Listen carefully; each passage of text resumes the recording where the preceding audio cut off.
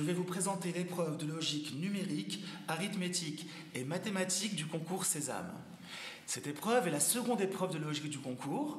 Elle est composée de 30 questions à résoudre en 30 minutes. Le format de l'épreuve est un QCM. Pour chaque question, vous aurez 4 propositions de réponse. Parmi ces 4 propositions de réponse, une seule est juste. À la différence de l'épreuve de logique générale pour laquelle vous êtes face à des questions de série de chiffres, de lettres, des mots sur lesquels vous devez travailler, en logique, numérique, arithmétique et mathématique, vous allez devoir travailler sur des petits problèmes de la vie courante en mathématiques et en arithmétique. Autrement dit, des questions qui portent sur des moyennes, des pourcentages, des questions également qui vont toucher à du calcul élémentaire, donc calcul de puissance, calcul de fraction, calcul de racines. Et pour toutes ces questions, vous n'aurez jamais le droit à la calculatrice. Il y aura encore d'autres types de questions. Des questions de géométrie, Pythagore, Thalès, donc rien d'inquiétant pour vous, mais aussi des questions de dénombrement, de la combinatoire, des questions qui portent sur des permutations ou des combinaisons, simplement ce que vous avez pu apprendre durant vos années de seconde et de première.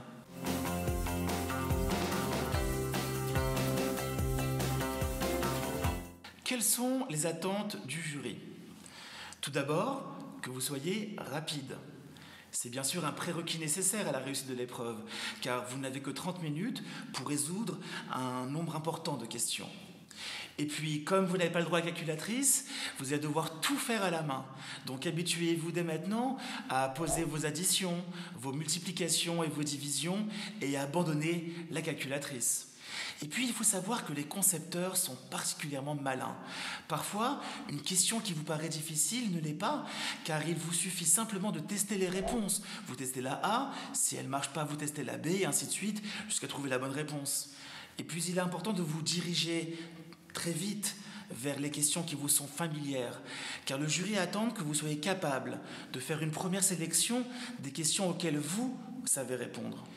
Et puis, le jury souhaite bien sûr identifier le futur manager en herbe que vous serez, car vous allez devoir manipuler un nombre important de formules lorsque vous serez en école, que ce soit en cours de comptabilité, de gestion, de statistique bien sûr, ou de marketing.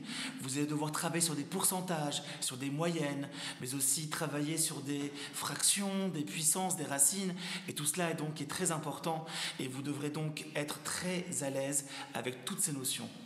Et puis, lorsque vous serez manager, vous devrez souvent, lors d'une réunion, lors d'un déjeuner, être particulièrement agile en calcul et être capable de multiplier des nombres entre eux pour, pourquoi pas, calculer une marge ou un chiffre d'affaires.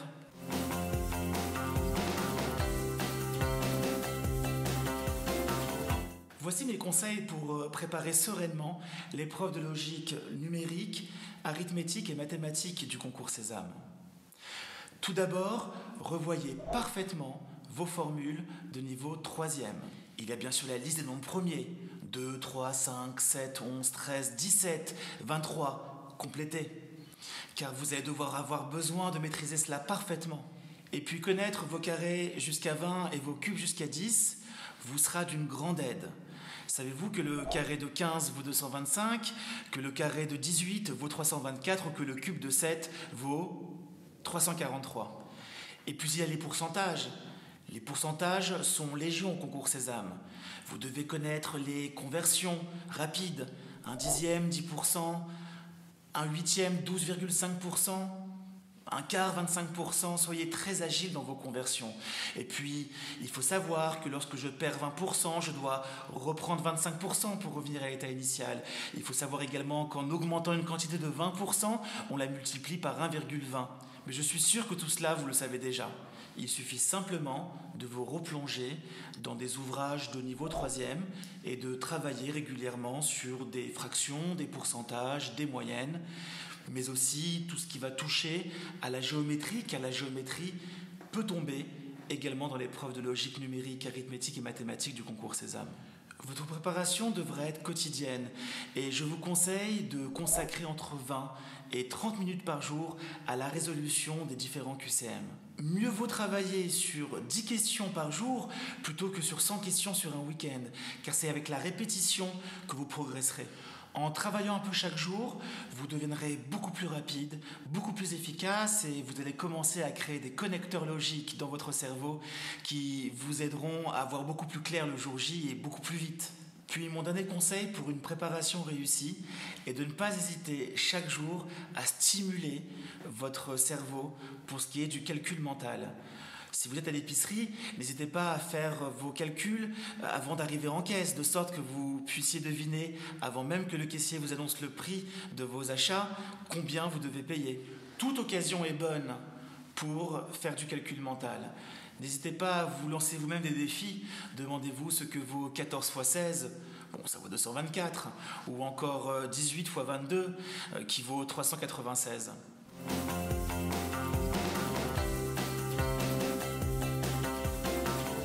Comment vous comportez le jour J? Mais commençons par J-1.